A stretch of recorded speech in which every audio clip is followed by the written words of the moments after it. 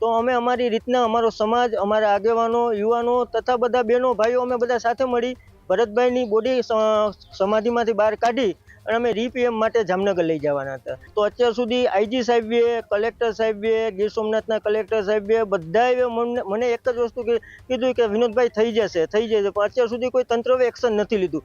મૃતકના પરિવારજનોની રજૂઆતને ધ્યાને લઈ અને આજરોજ નાયબ પોલીસ મહાનિરીક્ષક શ્રી જુનાગઢ સાહેબ દ્વારા એક સ્પેશિયલ ઇન્વેસ્ટિગેશન ટીમની રચના કરવામાં આવેલ છે. 2 મહિનાથી વધુ સમય બાદ પણ કાર્યવાહી ન થતા પરિવારમાં આક્રોશ પણ જોવા મળ્યો હતો.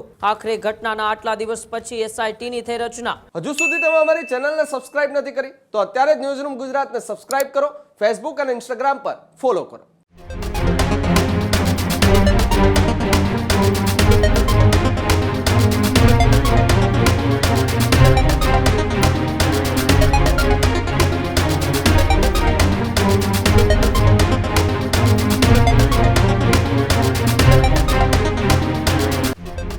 સમાચારોમાં આગળ વાત કરીએ તો સમાચાર જૂનાગઢથી સામે આવી રહ્યા છે, જ્યાં જૂનાગઢની અંદર ભરત સોંદરવાના મોતનો મામલો.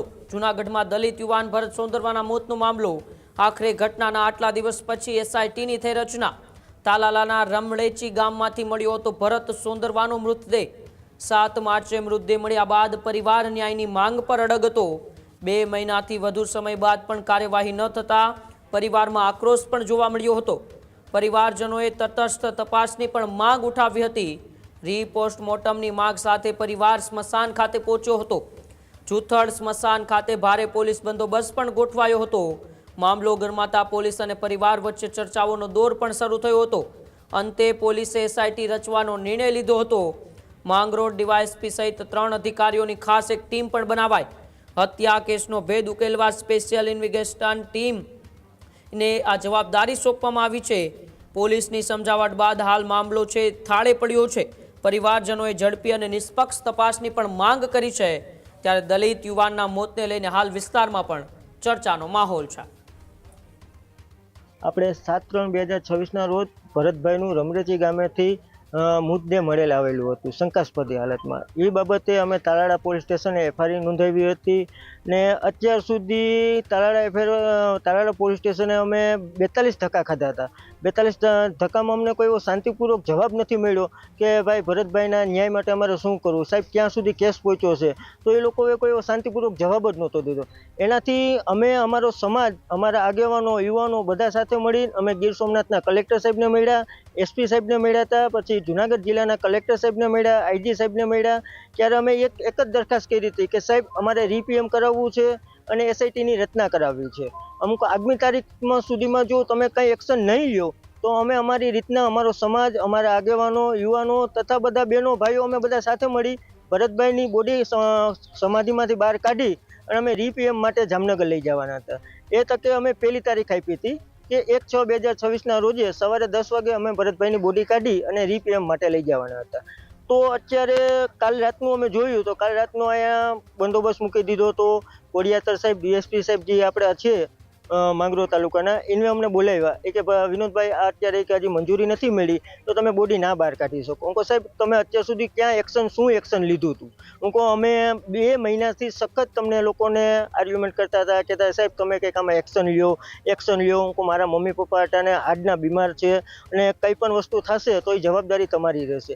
તો અત્યાર સુધી આઈજી સાહેબે, કલેક્ટર સાહેબે, ગીર સોમનાથના કલેક્ટર સાહેબે બધાએ મને એક જ વસ્તુ કીધું કે વિનોદભાઈ થઈ જશે. પણ અત્યાર સુધી કોઈ તંત્રએ એક્શન નથી લીધું.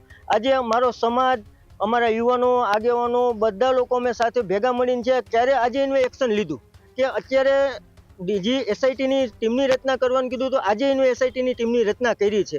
એમાં આપણા કોડિયાતર સાહેબ, ડીએસપી સાહેબ છે એને મેઇન ઇન્ચાર્જ તરીકે રાખ્યા છે. એક ગીર સોમનાથના સભ્ય ઇન્ચાર્જ છે અને એક આપણે વિસાવદરના ઇન્ચાર્જ તરીકે છે.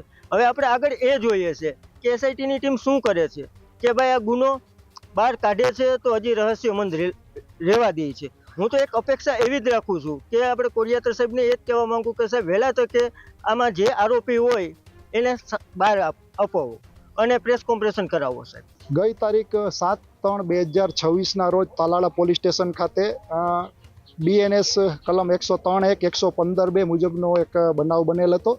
જુથળ ગામના મરણ જનાર ભરતભાઈ સોંદરવાના શંકાસ્પદ મૃત્યુ બાબતે એક તપાસ તાલાળા પોલીસ સ્ટેશન ખાતે ચાલુ હતી. સદરુ તપાસ બાબતે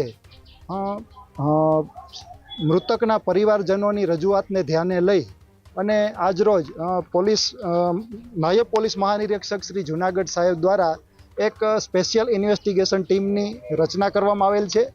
આ ટીમના વડા તરીકે મારી ડીવી કોડિયાતર ડીવાયએસપી માંગરોળની નિમણૂક કરવામાં આવેલી છે. અન્ય સભ્યો તરીકે એને વાઘેલા પીએસઆઈ LIB ગીર સોમનાથ તેમજ DH વાળા PSI વિસાવદરની નિમણૂક કરવામાં આવેલ છે.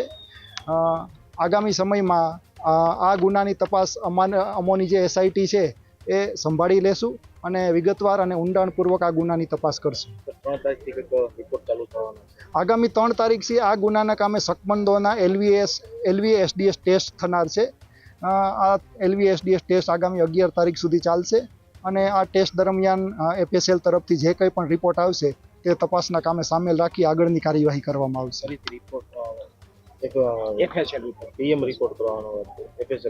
એ માટે પણ જે કંઈ પણ કાયદાકીય કાર્યવાહીને અનુસરી અને જરૂરી ઘટતી કાર્યવાહી આગળ કરવામાં આવશે. હજુ સુધી તમે અમારી ચેનલને સબસ્ક્રાઇબ નથી કરી તો અત્યારે જ ન્યૂઝરૂમ ગુજરાતને સબસ્ક્રાઇબ કરો, ફેસબુક અને ઇન્સ્ટાગ્રામ પર ફોલો કરો.